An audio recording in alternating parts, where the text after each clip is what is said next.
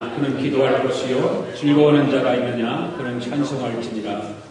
너희 중에 병든 자가 있느냐 그는 교회의 장로들을 청할 것이요 그들은 주의 이름으로 기름을 바르며 그를 위하여 기도할지니라.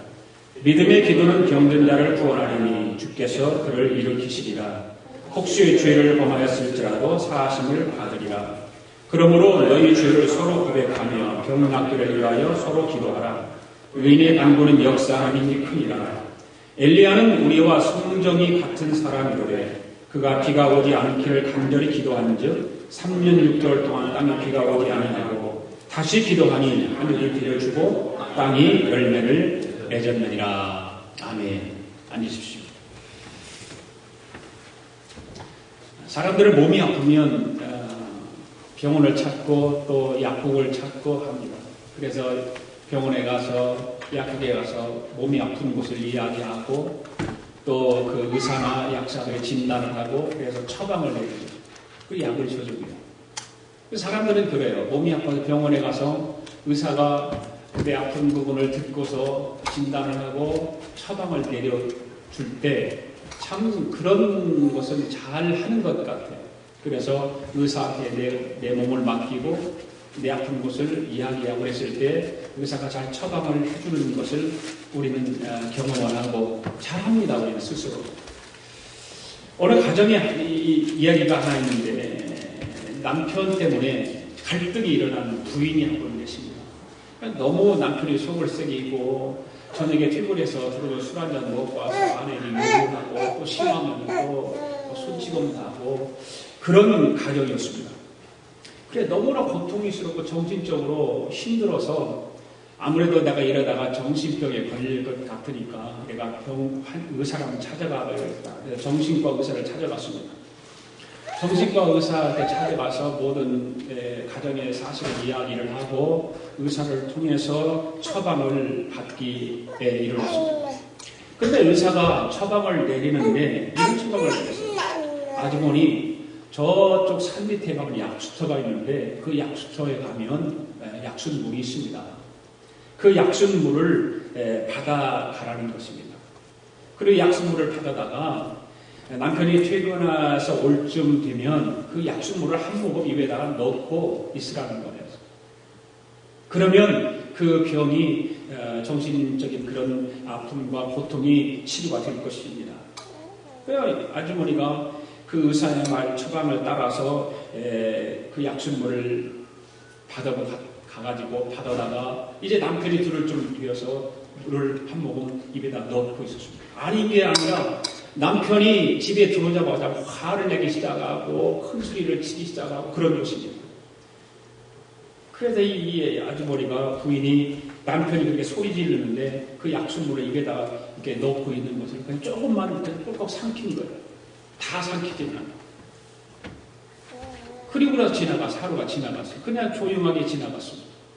그 이튿날도 역시 퇴근 시간이 돼서 남편이 들어오는데 남편이 들어오자마자 또 소리를 지르고 막 아내에게 바가지를 긁고 난리가 났습니다. 그 아내는 지금 입안에 약순물을 지금 입안에 다 가득 넣고 있습니다. 그 아무 말도 안 하고 있으니까 남편이 호기가 깨알뚱깨알뚱 하는 거예요. 그것이 며칠을 반복해서 그렇게 하기 시작했습니다. 그런데 그 남편이 저녁 퇴근 시간마다 아내를 보면은 그렇게 큰 소리를 치고 바가지를 긁던 그 남편이 변하기 시작한 거예요. 소리를 안 지르는 거예요. 그래서 한 달쯤이 지났는데 남편은 완전히 변해서 온유한 사람으로 변한 거예요. 그래서 이 여자가 의사를 찾아간 것입니다. 의사를 찾아가서 아니 의사 선생님 참 선생님 명이십니다.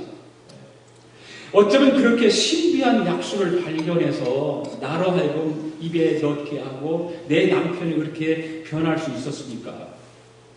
그렇게 이야기를 하니까 의사가 하는 말이 뭐냐면 신비한 것은 그 약수물이 아니라 부인이 침묵을 한 것입니다. 라고 이야기를 하더라는 것입니다.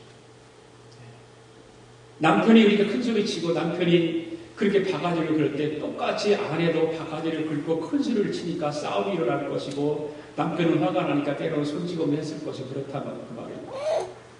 그 의사는 이 부인의 문제 핵심을 정확하게 진단을 하고 또한 처방도 정확하게 차단해서 그 문제를 해결했다는 이야기입니다.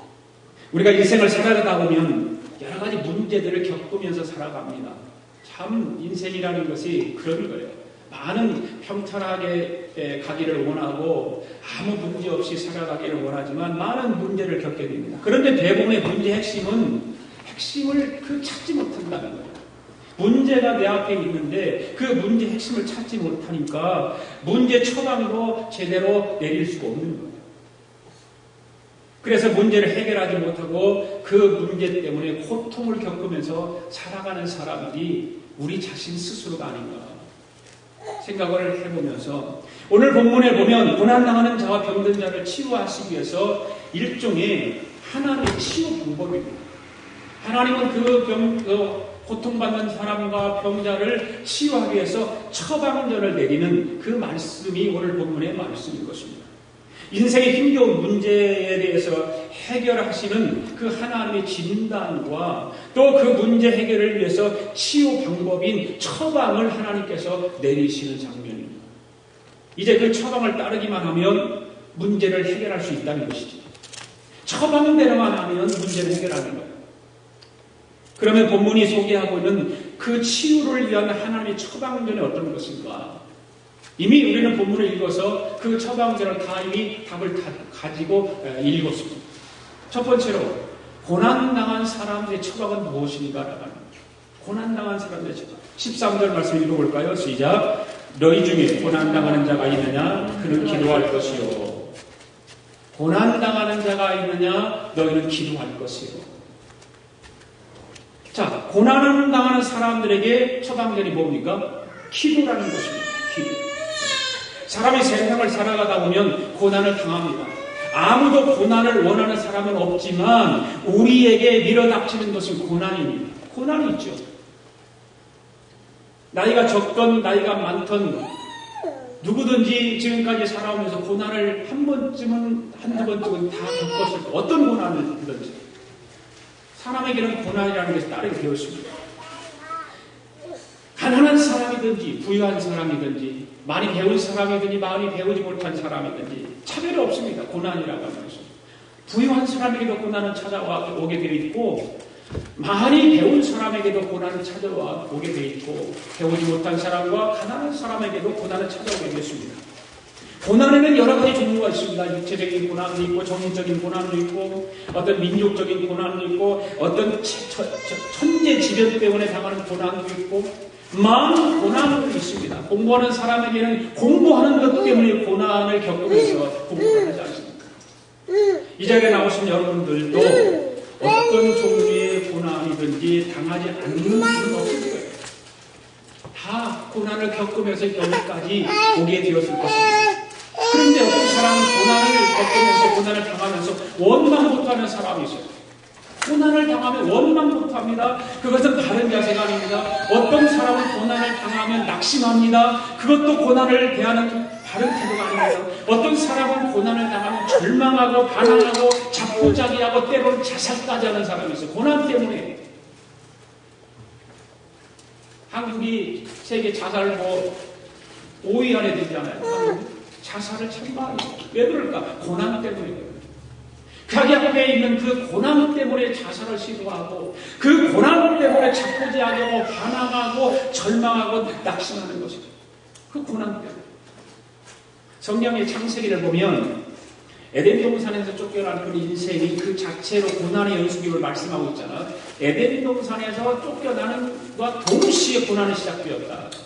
그래서 창세기 3장 16절에 보면 또 여자들에게 이르시되 내가 내게 임신한 고통을 크게 더한다. 그런 말을 하고 있어요. 바로 고통을 더 크게 한다는 거예요. 고난이죠, 고난. 네.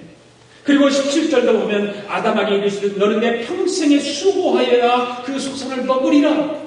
고난입니다. 수고라고 하는 것은 그냥 평탄한 것이 아니라 고난이죠.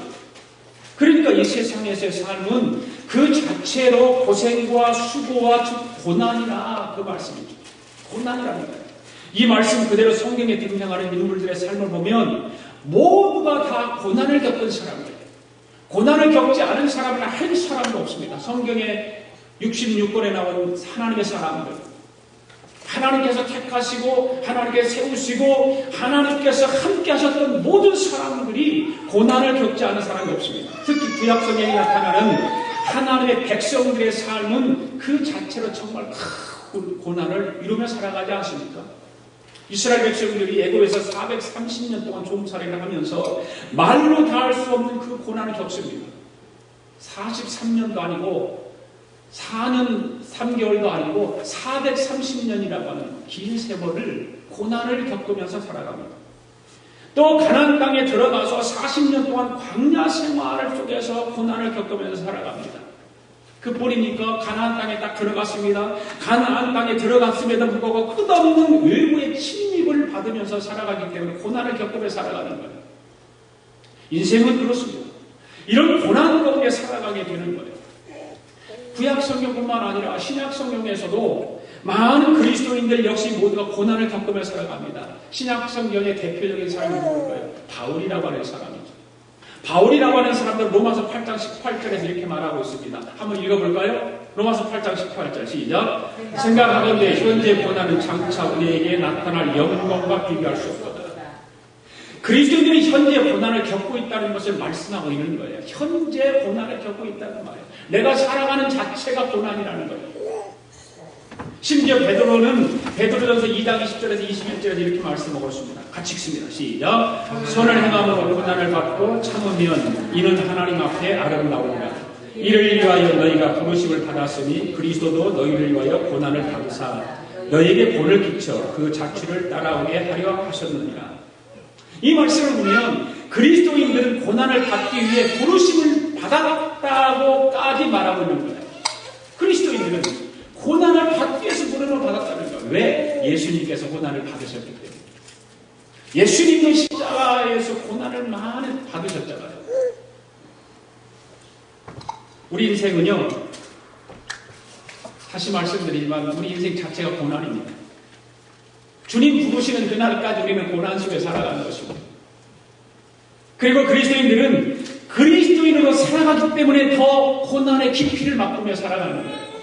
그리스도인이기 때문에, 예수 믿는 것 때문에, 하나님의 백성이기 때문에 더 깊은 고난을 맛보며 살아가는 거예요. 이런 고난당하는 사람들에게 하나님의 치유 방법인 처방은 무엇입니까?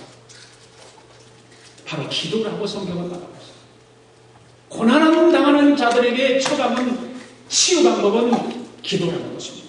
하나님께서는 고난당하고 있는 사람에게 기도하라고 처방을 내렸어요. 그러면 도대체 기도가 왜 처방이 되는 것일까요?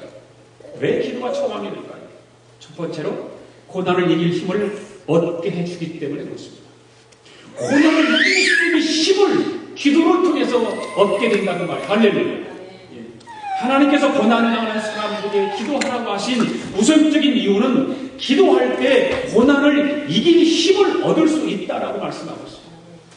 기도하면 고난을 이길 힘이 생깁니다. 아멘. 이거는 기도해본 사람만이 알 수 있는 거예요. 기도하지 않은 사람은 고난은 고난으로 끝나는 거예요. 그러나 기도하는 사람은 그 고난을 이길 힘을 갖기 때문에 그 고난과 싸워서 이기는 거예요. 시편 22편에 보면 다윗이 기록한 시가 있습니다. 그 1절에 보면 이렇게 말하고 있습니다. 내 하나님이여 내 하나님이 어찌 나를 버리셨나이까? 어찌 나를 멀리하며 돕지 아니하오며 내 신음소리를 듣지 아니하시나이까? 라고 다윗이 고백하고 있습니다. 다윗은 말로 못할 정도로 그 큰 고난을 지금 갖고 있습니다. 그래서 하나님께 원망도 하고 불평을 토로하고 있습니다. 그러면서도 다윗은 그것을 멈추는 것이 아니라 계속해서 기도하는 거예요. 하나님 앞에 모든 원망도 하고 때로는 하나님 앞에 불평도 늘어놓으면서도 계속 기도하고 있는 것입니다. 그래서 22절에 보면 같이 읽어볼까요? 시작. 내가 주의 이름을 형제에게 선포하고 회중 가운데서 주를 찬송하리로다. 24절. 그는 곤고한 자의 곤고를 멸시하거나 싫어하지 아니하며 그의 얼굴을 그에게 숨기지 아니하고 그가 울부짖을 때에 들으셨다. 다윗은 그 고난 가운데서 계속해서 기도하고 있고 그 하나님께서 그래서 다윗에게 고난을 이길 수 있게 해주셨다라고 말하고 있는 거예요. 하나님께서 그 고난을 통해서 원망도 때는 불평도 했지만 기도를 멈추지 않냐고 기도를 통해서 열심히 하나님 앞에 부르짖었더니 하나님께서 그 고난을 이기게 해주셨다는 거예요. 할렐루야.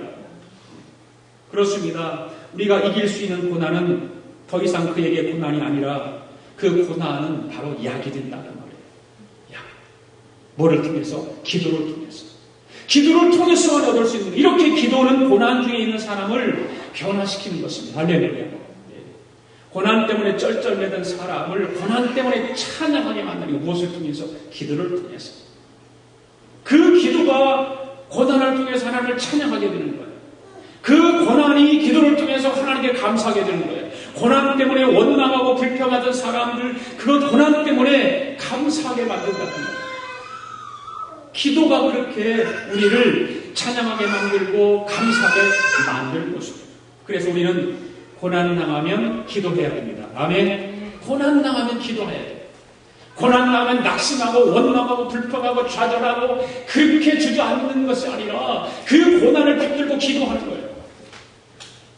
그리고 기도할 때 고난을 피하게 해달라고 기도하지 말고 고난을 이길 수 있게 해달라고 기도해야 돼요. 우리는 흔히 고난이 닥치면 하나님 이 고난을 나에게서 좀 떠나가게 해주세요. 나에게서 좀 피하게 해주세요. 그렇게 기도하는 것이 아니라 우리 인생은 평생 동안 고난을 경험하고 살아가는 것이고 특히 예수 믿는 사람은 더 많은 고난을 통해서 위대한 하나님의 사랑으로 이렇게 성숙해지기 때문에 우리는 그 고난을 통해서 하나님 이길 수 있게 해달라고 기도해야 되는 것입니다. 그 다음에 두 번째는 뭐냐면 고난을 헤쳐나갈 길을 찾게 해주시기 때문에 기도는 고난을 헤쳐나갈 길을 찾게 해주시는 거예요. 아멘. 하나님께서 고난당한 사람들에게 기도하라고 하는 또 다른 이유가 뭐냐면 그 고난 중에 정말 고난을 헤쳐나갈 수 있는 길이 열린다. 보이는 거예요. 기도하면. 그래서 우리는 기도하는 거예요. 고난 때문에 기도하는 거예요. 만화를 그리는 한 시골 청년이 자기가 그린 만화를 들고서 미국 캔사스 시티를 갔대요.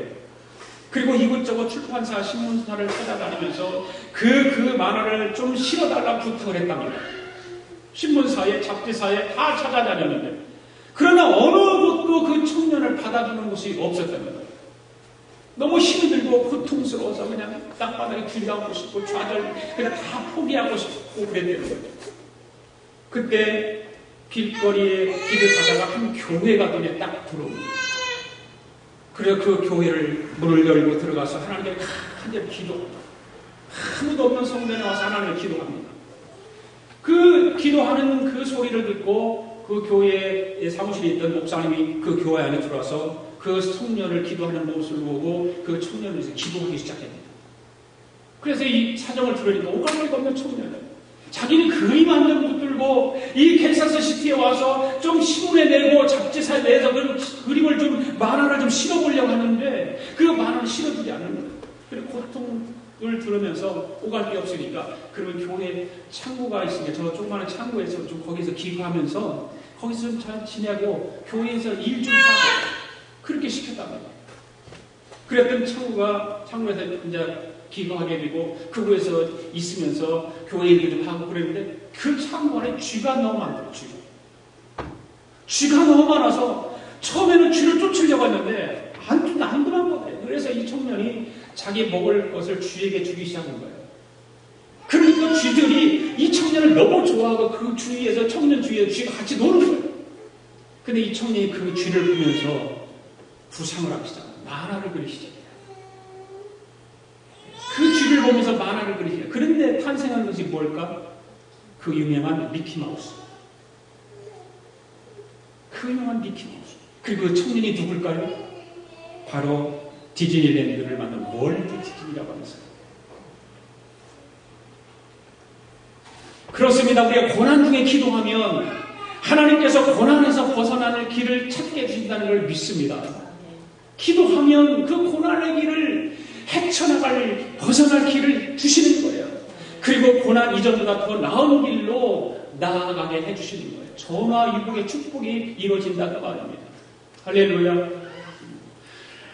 자, 그렇다면 병든 사람들에 대한 처방을 한번 우리 함께 나눠보기를 원합니다. 14절 말씀 있습니다. 시작. 너희 중에 병든 자가 있느냐? 그는 교회의 장로들을 청할 것이요 그들은 주의 이름으로 기름을 바르며 그를 위하여 기도할지니라.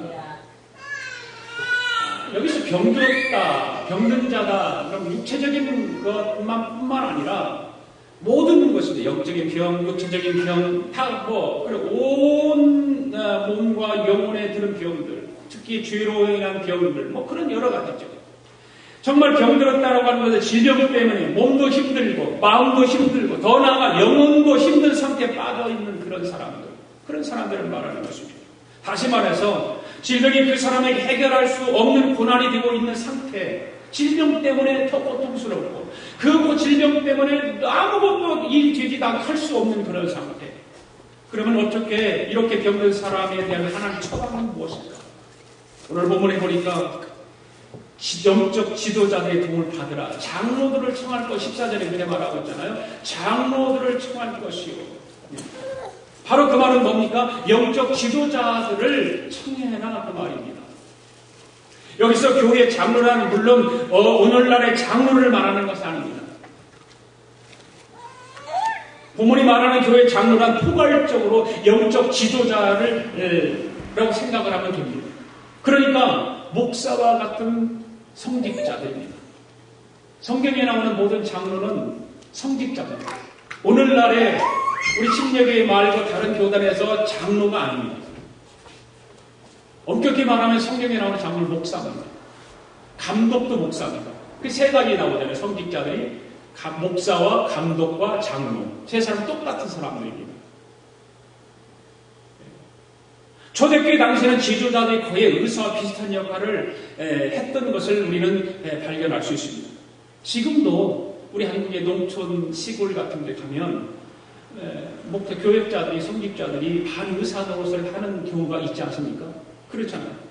지금은 조금 나아졌죠. 많이 이제 그 약품도 많이 생기고 병원도 가까워져 생기고 옛날에 60년대 그 당시에는 정말 아프면 갈 곳이 없었어요. 병원이 없고 약도 없고 그렇습니다. 목사는 성직자들은 해야 될 것이 바로 그런 것뿐만 아니라 시골에서는 누가 돌아가시면 장의사로도 다 성직자가잖아요. 그래서 돌아가신 분 시신을 만지기도 하고 다 옷을 입혀야 되고 다 묶어야 되고 이런 일을 목사가 다 했어요. 목사가. 지금도 시골은 아마 그런 곳이 저는 있으리라고 생각합니다. 바로 하나님께서는 병든 사람에게 이런 영적 지도자들의 도움을 받으라고 말씀하고 있습니다. 병든 사람들이 겪는 고난은 혼자서 헤쳐나가기 정말 힘들기 때문에 그러는 거예요. 힘들고 고통스러운 그 질병이 있을 때 이런 영적 지도자를 초청해서 도움을 받으라는 것입니다. 몇 년 전에 돌아가신 조인필 목사님 생각이 나는데요. 그 조인필 목사님은 병원을 다녀온 적이 있습니다. 다녀온 적이 있는데 연세가 그렇게 많지도 않으신 분이 좋지 않은 병에 걸린 거죠. 위중하셨어요. 병원에 입원하고 계시면서 머리도 많이 빠지시고 그동안 많은 후배들에게 좋은 말씀도 많이 해주시고 참 훌륭하신 분이고 서울대학교에 나오고 미국에 와서 공학 박사예요. 그런데 예수님 믿고 목사가 된 분이거든요. 그런데 이런 말씀을 하셔요. 홍 목사님 기도해 주세요. 내가 너무 힘듭니다. 그런 말씀을 하셔요. 이런데 뜻밖에도 그런 말씀을 듣고 돌아오면서 생각하기를 사람이 정말 연약하구나, 너무 약하구나. 그렇게 훌륭하신 목사님인데 병 앞에서 저렇게 약해지다니 그런 생각이 듭니다. 그렇잖아요. 아무리 여러분들이 젊고 건강해도 병 앞에서는 어쩔 수 없는 거예요. 꼼짝 못하는 거예요. 병들으면 아무리 위대한 사람, 아무리 건강한 사람, 아무리 많이 배워도 소용없습니다. 병 앞에서는. 꼼짝 못하는 것입니다. 병들면 사람은 약해지게 되어 있습니다. 기도도 잘 안 됩니다. 병들면. 믿음도 흔들릴 때가 되죠. 너무 아프면 믿음도 흔들립니다. 그래서 하나님 원망을 하나님. 내가 무슨 죄를 졌는데 이렇게 우리 집사람이 신장병청에 걸려갖고 병원에 가서 신장병이라고 그런 진단을 받고 일주일 동안 누웠다가 집에 와가지고 통곡하며 그랬다잖아요. 내가 왜 이렇게 이런 병에 걸리는가. 하나님 앞에 항의하는 거죠. 그것이 열흘이며 가서 열흘 동안 하나님과 씨름하고 나서 회복된 거예요. 자기를 돌아보며 회개하고 내가 무슨 죄가 많은가? 내가 하나님 관계가 무엇 때문에 이런 것이 나한테 주어졌는 사람은 누구나 그런 질병이 걸리게 되면 그렇게 돌아보게 되어 있잖아요. 그런데 어떤 사람은 돌아보면서 그걸 원망으로 끝나버리는 사람이 있는가 하면 어떤 사람은 철저히 자기를 회개하고 반성하고 하나님 붙드는 사람이 있다 그 말이에요. 오늘 저와 여러분들은 그런 질병 앞에 하나님 붙들기를 원합니다. 하나님 앞에 기도하기를 원합니다. 그래서 영적 지도자들이 필요합니다. 내 믿음이 약했을 때 내가 그런 병마가 왔을 때 영적 지도자를 초청해서 그 기도를 또 받기도 하고 또 도움도 받기도 하고 들어야 되죠.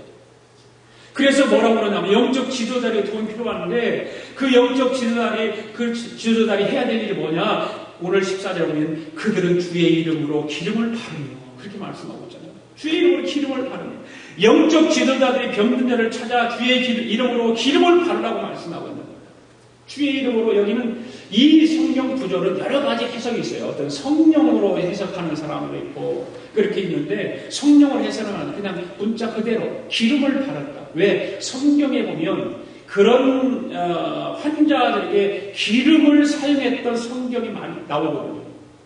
2000년 전 당시의 상황을 살펴보면 우리가 이렇게 문자적으로 그냥 그대로 봐도 된다고 생각을 해요. 당시에 오늘처럼 익숙한 그런 의술이 발달하지 않았을 때 아직 본격적인 의원이라고 할 수 있는 사람도 제대로 없을 때 그런 때거든요. 그러니까 의학도 없지 의사도 없지 그럼 어떻게 해야 됩니까? 민간요법이라고 하는 것이 그 당시에 있었을 거 아니에요. 우리나라도 옛날에 의사가 없고 의학이 발달되지 않는 민간요법이 참 많았잖아요. 그래서 저는요 민간요법을 하고 여기 복숭아뼈 밑에가 겨울에 가서 고기를 잡는데 우리 친구 녀석이 장난으로 돌을 딱 던졌는데 그 복숭아뼈 밑에 딱 맞았더니 이만큼 찢어졌어요. 막 피가 볼풀 나오는데 그걸 쫄쫄 집에 왔는데 우리 엄마가 어디 가신지 아세요? 소를 불살라가지고 그걸 시커머잖아요. 소를 불살라서 시커머면 그걸 갖다 딱 거기다 붙여줬어요. 그래서 지금도 보면 그 시커먼 게 거기 작은 게 있거든요. 그게 민간요법이에요. 그 피를 멈추고 상처를 안 올게 하기 위해서 그렇게 했던 기억이 나거든요. 바로 그 당시에도 그걸 민간요법의 수준일 수밖에 없는 그 상황. 그래서 당시 교회 영적 지도자들도 상당한 치료의 수준을 가지고 있었다고 하는 것이죠. 그리고 기름을 바른다고 하는 것은 의술적 치료도 병행했다 그 말입니다. 그리고 기름은 뭐 올리브유라든지 포도주라든지 이런 것 두 가지를 사용했던 성경 구절이 있습니다. 구약에 보면 길르앗의 향유라고 하는 말이 나오잖아요. 네, 길르앗의 향유, 바로 기름입니다. 그것도 그 당시에는 의약품으로 사용되었습니다. 누가복음 30장 34절에 보면 병자에게 기름과 포도주를 상처에 부었다고 했어요. 뭔 이야기입니까? 선한 사마리아 사람, 길 가다가 강도 만난 사람, 그 사람에게 바로 기름과 포도주를 상처에 발라주는 그런 성경의 말씀이 있습니다. 그러니까 기름과 포도주는 당시의 치료제로 쓰였다고 하는 것을 우리가 알 수 있죠. 또 디모데전서 5장 22절에 보면 여기 바울은 디모데에게 이런 말을 하죠. 이제부터는 물만 마시지 말고 네 비유와 자주 나는 병을 인하여 포도주를 조금씩 써라 그랬어요. 바로 치유를 위해서 포도주도 사용했다고 하는 것입니다. 이 초대교회의 두 가지 약품은 바로 포도주와 기름이었어요. 약품이 발달되지 않고 의사가 없을 때 이렇게 볼 때 하나님의 처방은 일단 우리가 할 수 있는 대로 질병 치료에 힘쓰라는 것을 알 수가 있습니다. 그런데 여기서 중요한 것은 주의 이름으로 하라는 거예요. 주의 기름을 발라도 주의 이름으로 하라는 것입니다. 왜? 이것이 하나님의 합당한 치료 방법이기 때문에. 하나님의 치료 방법이 바로 그런 것입니다. 우리가 병든 자를 대조할 때 조심해야 할 것이죠. 우선 병원 치료를 거부하거나 뒤로 미루는 것. 나는 내 믿음이 이만큼 좋은데 왜 병원에 가? 왜 의사한테 가? 하나님 앞에 기도해야지. 그런 사람이 있죠. 위험하죠. 그런 사람이 있어요. 믿음 좋다고 신앙 좋다고 그 병원을 거부하고 약을 거부하는 사람. 마치 병원 치료를 받으면 믿음이 없거나 믿음이 부족한 사람을 치료하는 그런 일들 우리는 경계해야 됩니다. 뿐만 아니라 병원 치료에 과도하게 의존하는 것, 그것도 좀 그렇죠. 믿음 있는 사람, 신앙인들이 기도는 아니하고 병원 치료에 약만 의존하는 사람들 있잖아요. 우리는 병행해서 해야 돼요. 하나님께서 의사들을 축복하시고 약을 만드는 사람들을 복을 주셔서 약을 좋은 약들이 얼마나 많이 잘 나오는지 모르잖아요. 의사들도 날마다 정말 의사들의 그 치유가 좋아지는 거예요. 그 하나님께서 그들에게 지혜를 주셔서 하는 거거든요. 그러니까 우리는 믿는 사람은 기도와 그 병원 약을 또 이렇게 병행해서 해야 된단 말입니다. 또 한 가지는 뭐냐면 연명치료. 요즘 한국에서도 이것 때문에 문제가 많이 되더라고요. 그래서 법적으로 연명치료하는 데를 어떻게 할 것인가. 가족의 동의를 받아서 할 수 있고 가족의 동의가 없으면 의사들끼리 모여서 회의를 해서 하고 이런 것을 한다고 들었습니다. 하나님의 부르심을 받을 사람에게 현대의술의 도구로 무의미하게 생명만 연장시켜 그냥 아무 생각도 없고 그냥 그런 사람인데 생명만 연장시켜서 연명을 하고 있는 거예요. 과연 그것이 합당할까? 근데 그것도 여러 논란이 많이 있지만 너무 그런 것도 어차피 우리는 하나님의 나라에 갈 사람들인데 천국에 갈 사람들인데 꼭 얼마 동안 연명을 하기 위해서 그렇게 해야 될까라고 하는 것도 우리가 생각해 봐야 됩니다. 저는 연명하는 거 그렇게 좋아하는 사람은 아닙니다. 그냥 하나님께서 시간이 돼서 그냥 숨을 거두면 그걸 되는 거. 왜? 우리는 처음 못 갈 사람들이에요. 이 땅에서 며칠, 몇 달 더 사람들 무슨 소용이 있어요? 아무 소용없어요. 그거는 하나님 앞에 가는 것이 더 기쁘고 그것이 더 감사하고 그것이 더 좋은 거지. 우리가 병든 자들을 도울 때 하나님 뜻 안에서 현대 의술의 도움을 받을 수 있도록 안내도 해줘야 되는 것입니다. 무엇보다도 성경은 오늘 14절에 보면 그를 위하여 기도하라. 15절에서 보면 믿음의 기도는 병든 자를 구원하리니 주께서 그를 일으키시리라 그랬습니다. 고난당하는 자, 병든 자들의 하나님의 처방은 뭡니까? 기도입니다. 할렐루야. 기도입니다. 영적 지도자의 도움을 받고 병원 치료를 받더라도 고치시는 분은 하나님이시기 때문에 우리는 병원에 가서도 그 환자를 기도해야 돼요. 병원에 갔으니까 이제 의사가 알아서 하겠지 그런 것이 아니라 영적 지도자들은 그를 찾아가서 기도하고 하나님의 뜻에 구하고 하나님의 치유하시는 그 손길을 보도록 해야 되는 것입니다. 그래서 병든 자를 위해서 기도하는 거예요. 기도하면 하나님께 치유하십니다. 아멘. 그리고 하나님과 올바른 관계에서 시작되게 만드는 거예요. 하나님과 올바른 관계. 우리가 죄를 범하면 하나님과의 관계가 단절됩니다. 우리가 위대하신 능력의 근원이 되시는 하나님에게 연결되지 못했을 때 우리의 기도가 무슨 의미가 있겠습니까? 그렇잖아요. 하나님과의 관계가 좋은 상태에서 하나님 기도해야 되는 거지. 죄로 가득 차 있는 사람이 회개도 하지 아니하고 하나님 앞에 고난을 치유해달라, 내 질병을 치유해달라, 무슨 관계가 있겠냐 그 말이죠. 그러면 우리는 기도의 결과를 생각하기에 앞서서 먼저 만물의 근원 되시는 하나님과의 올바른 관계를 가져야 될 줄로 믿습니다. 마지막으로 17절, 18절 말씀 읽습니다. 시작. 엘리야는 우리와 성정이 같은 읽습니다. 시작. 엘리야는 우리와 성정이 같은 사람인데 비가 오지 않기를 간절히 기도한즉 3년 6개월 동안 땅에 비가 오지 아니하고 다시 기도하니 하늘이 비를 주고 땅 열매를 맺었느니라. 엘리야의 기도가 응답받은 이유가 어디 있을까요? 그는 하나님과 올바른 관계를 맺기 위해서 기도했습니다. 하나님과의 관계.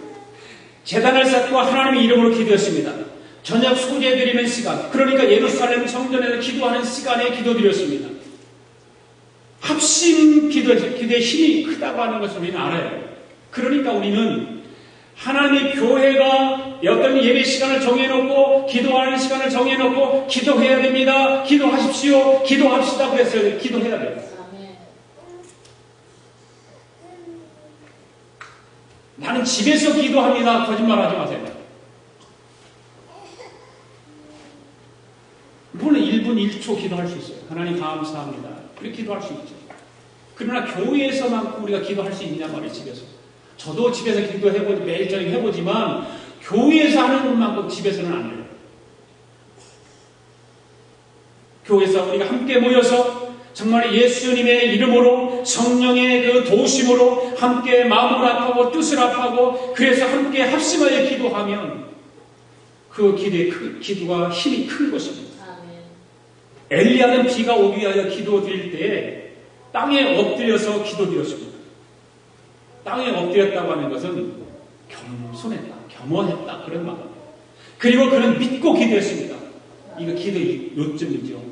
기도는 믿고 하는 것입니다. 할렐루야. 그래 믿음의 기도는 모든 것을 치유하시고 믿음의 기도는 모든 것을 해결해 주신다 그랬어요. 요점이에요. 그래서 엘리야는 기도한 후에 하나님께 기대하며 온전히 믿었습니다.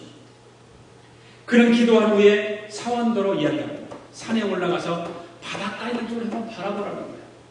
그 바닷가 있는 쪽이 무슨 말입니까? 비 오기를 기도했으니까 바닷가 쪽을 한번 해보면 바닷가 쪽에 무슨 변화가 있는가 사원도 보고라는 거예요. 그런데 사원이 돌아오고 아무런 변화가 없습니다. 그때 엘리야 또 기도해요. 하나님 기도하는 겁니다. 주저하지 않고 포기하지 않았습니다. 또 사원으로 나가보라고 했습니다. 아까 바닷가 있는 쪽에 가보라고 했습니다. 가보고 돌아오니까 아무런 또 변화가 없다고 말합니다. 엘리야는 또 단전을 기도하고 다시 한번 가보라고 했습니다. 이렇게 하기를 몇 번 했다고 성경은 말하고 있습니까? 7번 했다. 7번. 여러분 이것이 보통 믿음이 아니잖아요. 낙심하지 않는 믿음, 포기하지 않는 믿음, 기도하고 또 기도했다고 하는 그 믿음. 그렇게 7번째 기도하고 사원으로 다녀오라고 했어요. 그래서 사원이 또 갔습니다. 그러니까 사원이 가서 보니까 손바닥만한 구름이 쫙 떠오르는 거예요. 손바닥만한 구름이. 그 이야기를 엘리야가 와서 했습니다. 그게 7번 하고 난 이후에 그런 일들이 일어나기 시작한 것입니다. 그래서 그 자그마한 손바닥만한 그 구름을 붙들고 다시 엘리야 기도하기 시작합니다. 7번 기도하니까 응답이 되었는지 응답할 때까지 기도하다 보니까 7번이 되었는지는 모르겠습니다만은 어쨌든 믿음으로 낙심하지 않고 포기하지 않고 계속 기도했더니 하나님이 응답하셨습니다. 할렐루야. 엘리야가 계속 기도하니까 조금 인도하니까 그 손바닥만 구름이 보이기 시작하더니 바람이 또 불기 시작합니다. 바람이 싹 불기 시작합니다. 그리고 비가 내리기 시작합니다. 아무도 징조도 보이지 않는 상황에서 드린 믿음의 기도 때문에 마침내 응답이 이루어진 것입니다. 이 사건이 우리에게 무엇을 알려주고 있을까요? 이 사건이 왜 오늘 본문 말씀 17절, 18절 말씀에 있을까요? 바로 기도 때문에 기도.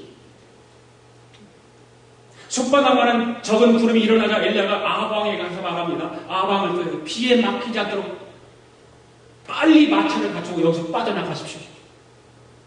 빨리 빠져나가십시오. 이 말은 엘리야가 믿음 때문에 하는 말이에요. 자기는 확신이 생겼어요. 하나님과 기도하다 보니까 이건 분명히 큰 비가 지금 내릴 수밖에 없는 상황이 지금 보이는 거예요. 그래서 아방에 빨리 마차를 갖추고 빨리 떠나십시오. 그 말을 할 때 빗방울이 떨어졌을까요? 아니에요. 그저 바닷가 쪽에 손바닥만한 구름과 작은 바람이 부는 것을 보고 나서 바로 엘리야는 하나님의 그 능력을 믿었던 것입니다. 기도의 응답을 믿었던 것입니다. 그리고 그렇게 말했던 것입니다. 이 엘리야는 기도의 응답을 확신하고 와방에 그렇게 말합니다. 빨리 마차를 준비하고 이것을 떠나십시오. 하나님의 영광을 위하고 주의 이름으로 드려지는 기도는 하늘을 열기도 하지만 하늘을 닫기도 하는 줄을 믿습니다. 믿음의 기도는 이런 역사가 일어나는 것입니다. 우리는 그래서 믿음으로 기도해야 됩니다. 하나님, 나의 하나님이 그리스도 예수 안에서 영광 가운데 풍성한 대로 너의 모든 쓸 것을 채우시리라. 바로 기도입니다. 믿음의 기도는 병든 자를 구원하리니 주께서 그를 일으키시리라. 오늘 본문에 나오는 말씀입니다. 믿음의 기도는 병든 자를 구원할 것이다. 믿음의 기도는 병든 자를 치유할 것이다.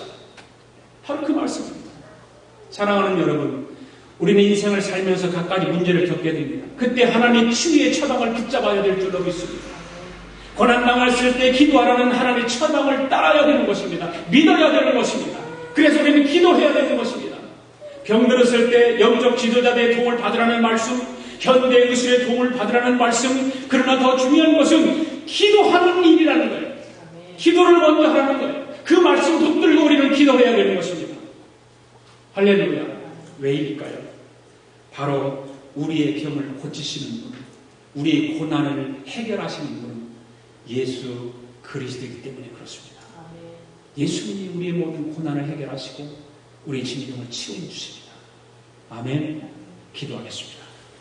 고마우신 아버지 하나님 감사합니다. 오늘도 귀하신 하나님의 말씀을 통해서 깨닫고 은혜 받게 하심을 감사합니다. 하나님은 고난당하는 자들을 치유하시기 위해서 기도하라고 고난당한 자들의 처방을 알려주셨습니다. 사람이 세상을 살아가면서 고난을 당하기도 하고 병이 들기도 합니다. 가난한 사람이나 포한 사람이나 무식한 사람이나 유식한 사람이나 차별 없이 육체적인 고통, 정신적인 고통, 질병을 겪으며 살아갑니다. 어떤 사람은 고난과 병이 찾아오면 원망 못합니다. 어떤 사람은 병이 들고 고난을 당하면 낙심합니다. 어떤 이는 병이 들고 고난을 당하면 절망하고 반항하고 자포자기하고 자살하는 사람까지 있습니다. 이런 사람들의 치유 처방은 기도하라는 것입니다. 주님께서 오늘 말씀하십니다. 이 한 주간도 믿음의 기도는 병든 자를 구하나니 주께서 그를 일으키시려고 하는 이 말씀을 붙잡고 고난 앞에 병 앞에 기도하여 고난을 물리치고 병마를 물리치는 우리 모두가 되게 하여 주시옵소서. 감사드리며 예수님의 이름으로 기도드립니다. 아멘. 우리 다 일어나셔서 하나님 앞에 찬양 드리겠습니다. 주와 같이 길 가는 것 즐거운 일 아닌가. 우리 주님 돌아가신 팔자줄 밟겠네. 한 걸음 한 걸음 예수와 함께 날마다 부르는 것겠네. 주와 같이 길 가는 것 즐거운 일 아닌가. 우리 주님 걸어가신 팔자줄을 밟겠네. 한 걸음 한 걸음 주 예수와 함께 날마다 우리는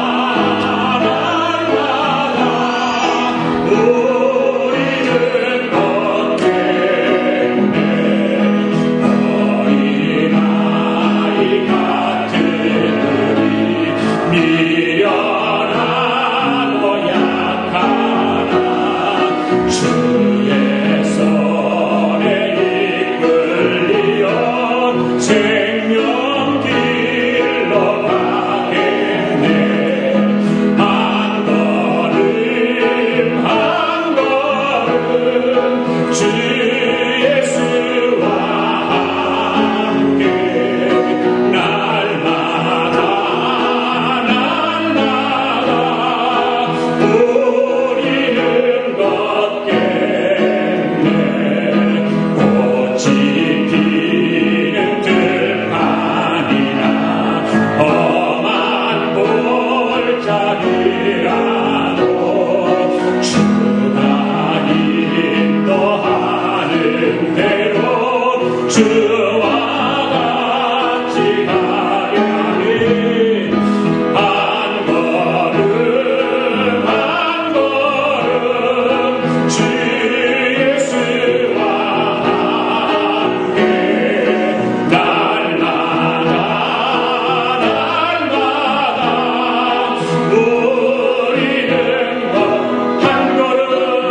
우리는 한 걸음 한 걸음 한 걸음 한 걸음 주 예수와 함께 날마다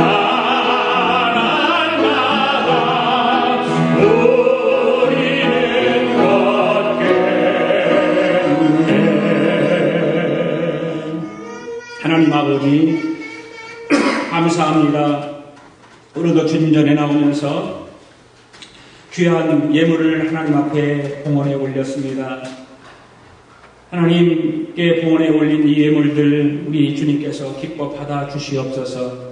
사랑하는 성도들 한 주간도 하나님의 은혜 가운데 하나님의 축복 속에 살았습니다. 그래서 오늘도 변함없이 하나님 앞에 정성을 다하여 예물을 올려드렸습니다. 소득의 10분의 1을 구별하여 드렸습니다. 감사 예물을 드렸습니다. 선교 예물을 드렸습니다. 일천번제 예물을 드렸습니다. 마음의 소원을 물질에 담아 드렸습니다. 하나님 종을 풀어주시고 하나님 복에 복을 더하여 주셔서 사랑하는 성도의 삶이 주의 은혜 가운데 날마다 하늘의 신령한 복과 이 땅의 기름진 복을 받으며 살아갈 수 있도록 축복하시고 인도해 주시기를 원합니다. 아버지 하나님께서 사랑하는 성도의 헌신과 수고와 충성을 받으시고 저들의 헌신과 충성이 헛되지 않게 하시고 하늘의 해와 같이 빛날 수 있도록 인도하여 주시옵소서. 오늘 이렇게 또 우리 교회에 우리 처음 나오신 우리 형제님, 양정국 형제님 주께서 은혜 베풀어 주시고 이곳에 있으면서 맡겨진 사명 잘 감당하게 하시고 맡겨진 일 감당하여 하나님 앞에 기도함으로 저들의 꿈과 소원이 이루어지도록 축복하여 주시옵소서.